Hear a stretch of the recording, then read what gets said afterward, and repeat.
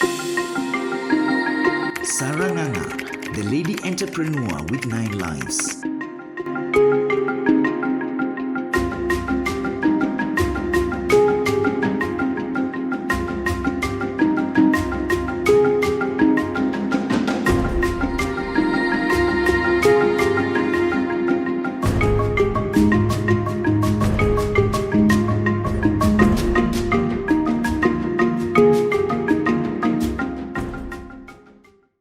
Like the proverbial cat, Sara has 9 lives. She has weathered many storms and navigated difficult terrain in her tough journey as an entrepreneur.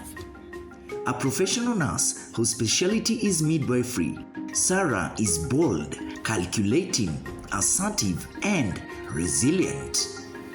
Her vision to venture into business was conceived while recuperating at her residence after developing sleep disc complications. The complications forced her to retire from her nursing job at St. Scholastica Uzima Hospital in Nairobi, while undergoing physiotherapy sessions at the Aga Khan Hospital. She was advised by the doctor not to carry heavy weights in order to recover fast and fully. My name is Sara Dutanganga. I'm a nurse by profession. I'm also a midwife. I'm a mother of 2 kids, a boy and a girl. And I am the director of the Juja Modern Hospital. It all started with a very serious illness. I have been working as a midwife for more than 20 years. That is when I developed a sleep disc. Therefore, because of that condition, I used to go for physiotherapy at the Aga Khan Hospital. And I could also not be able to work anymore. I was instructed never to lift a weight above 3 kgs, not to walk on rough roads, and to avoid too much work while bedding. Because of that situation, I could not continue working again, and so I had to stay in the house. Sara is a devoted Christian. Her boss at St. Scholastica Uzima Hospital, Sister Rosa Pascal, was a close friend and mentor who played a pivotal role in strengthening her faith as a Christian. In that respect, she embraced her illness with a lot of grace and accepted to take an early retirement. With a young family requiring her support, her future at that juncture seemed bleak. Amidst all these challenges, she one day had a vivid dream. Some chicks which appeared lost and helpless at a dingy place were crying for her assistance. At that point in time, the dream made no sense to her. That was not the end of this mystery. After a few days while washing dishes, Sara experienced a strange vision. As I was recuperating in the house, I remember one night I had a dream. I was in a certain area that was very ugly, full of grass, and like Napier grass, just a very ugly place. And there was a chicken that was just about to hatch. And when it hatched, so many chicks. I saw so many chicks. And some of them were cream in color, black in color, and they were so healthy, and they wanted to get lost in the grass. But I would find myself protecting them. So I woke up in the morning not being able to understand the dream well. And now another time, that's now a different date. I was washing the dishes in the kitchen, and that time it was a vision. I had a vision, and the very same place that I saw the chicks, now saw a mother who was carrying her bag, not just a bag, the baby bag, the infant bag, walking through the gate, and there was a man who was holding her baby on the hands. And now that is when I realized maybe the dream, I started now connecting about the dream of the chicks and now this vision of a mother carrying a baby, carrying a bag, and a baby being carried by the husband. I thought maybe God wants me to start a facility where so many babies were born. The dream and vision triggered her thoughts. Gradually, it dawned on her that a pastor by the name Maina Jage had confided in her that her illness would catapult her to the world of entrepreneurship as an owner of a health facility where babies will be delivered. And so what I did, I spoke the issue to my pastor, of which we prayed together about the situation, and eventually I decided now to think about the hospital. But now when I was thinking about the hospital, I did not think it big. I thought maybe I would start a small medical clinic that would grow to become now a big hospital. As she sat in her house trying to figure out how she would cope with her predicament, a voice that was urging her to embark on the ambitious project became louder and louder. She decided to obey it. She therefore used public means from her home at Kenyatta Road Estate to Juja town. Her goal was to get a suitable building for setting up a business. After alighting from the matatu, she painfully walked to a nearby commercial building that was nearing completion. After negotiating with its caretaker, she decided to let some space in the building once it was completed. But then when I was looking for that space to start the business, I remember I was not able to walk so well. It was difficult for me even to walk, and I had walked a long distance from Kenyatta Road. I took a matatu which dropped me to Juja town, and then from there I started now walking on foot. I came across a building which was not complete, and the darkness was coming in. And I saw a very old man who was guarding the building.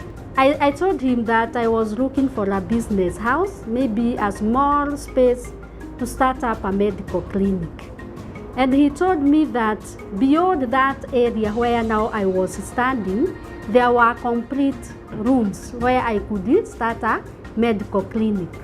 So I proceeded to the place he was telling us to go. And there I found a caretaker of the house.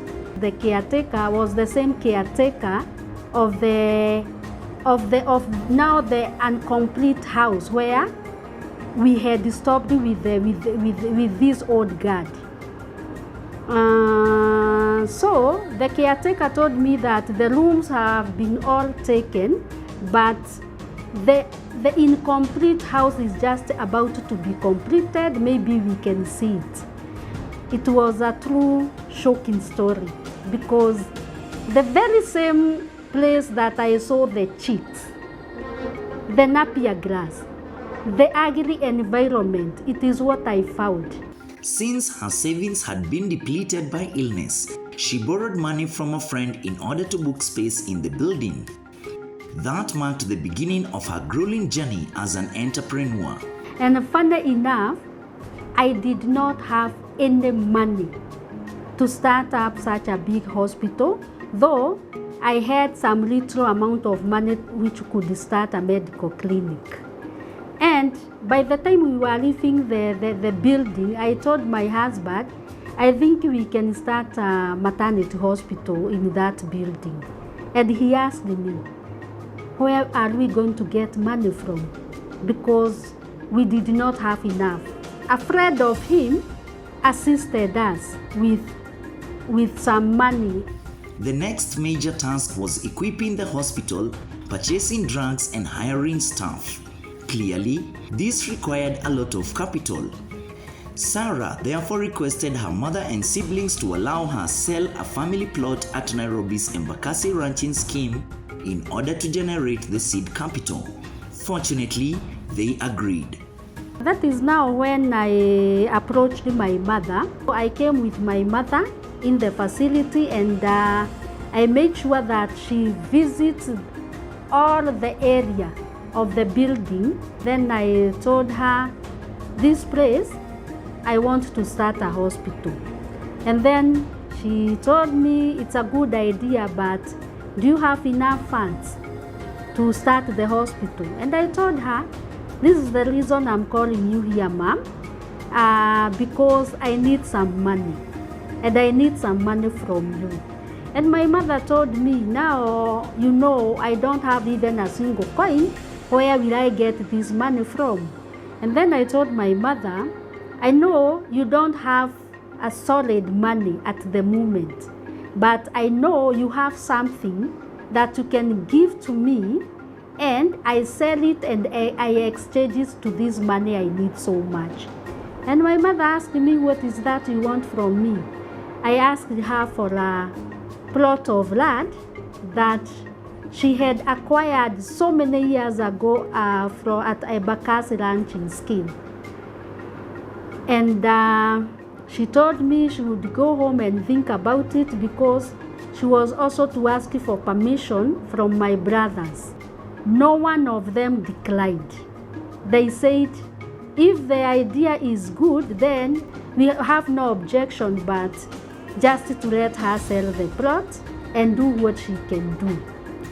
Even after managing to get someone who was ready to purchase the plot, Sara still faced another hurdle.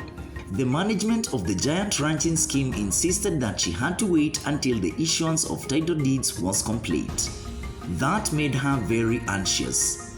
As luck would have it though, the directors of the ranching scheme convened a shareholders meeting to address that issue. Sara accompanied her mother to the meeting. With a lot of confidence, she rose during the meeting and requested the chairman to allow her mother to sell her plot before being issued with a title deed, since she had an urgent domestic issue to address. Ordinarily, Sara's small body frame would have made her conspicuous in the meeting, since it had a very high attendance. But she rose to the occasion by eloquently prosecuting her case to the chairman and his directors. Moved by Sara's fighting spirit, the chairman gave her mother a waiver to sell her plot. Not everything that is good does not come easily. It comes with so many challenges. I get a broker who got somebody to purchase now the plot, but it was approaching December time. The Embakasi offices, they usually close around Christmas time. So this guy had come all the way from Mombasa with intentions of buying the plot. But now then, during the time he wants to buy the plot, the chairman says there is no any other plot that would be sold at Embakasi unless the titles are released. Fortunately, immediately after now Christmas, there was a meeting that was to be held at Embakasi ranching scheme. So we attended the meeting with my mother and a friend. And as the chairman was proceeding the meeting, I kept on raising my hand. And when I was given an opportunity, I stood up. I told the chairman that I am here with my mother, and they could all see that she's an old woman. And the reason we are there, we want to sell this piece of land so that a grandchild of my mother can go to school. The chairman looked at me like this because I'm too short, and he asked me, can you face there, face side by side, zunguka? And that is what I did. The chairman said, today only this lady will sell her plot. That is how we were allowed to sell our plot, even without the lady title deeds.